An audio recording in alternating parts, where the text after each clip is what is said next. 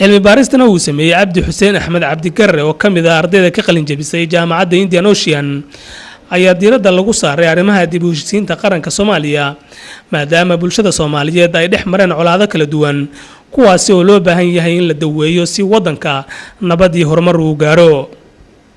munaasabada lagu soo bandhigay waxa ka qayb galay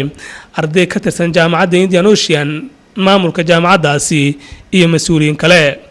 Cabdi Xuseen Axmed ayaa ugu horreyn ku soo bandhigay natiijada cilmi baaristiisa iyo qaabkii kala duwanaa ee uu sameeyay cilmi baaristaydu waxay ku qotontaa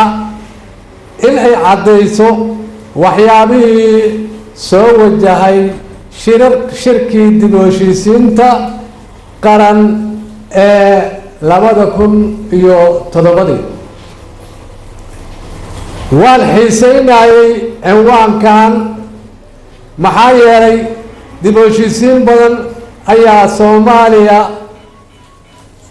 Soomaaliya lagu qabtay oo ku dhamaaday fashil iyo is-afgarasho waxay cilmi baaristan noo sheegaysaa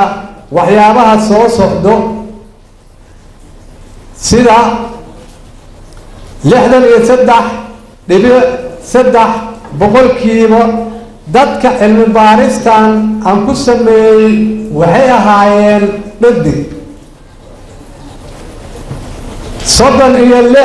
36.7 boqolkiiba waxay ahaayeen dad u shaqeeya dawladda gabagabadii gudoomiyaha jaamacadda Indian Ocean Engineer Samawade Maxamed Cali Daahir ayaa ammaanay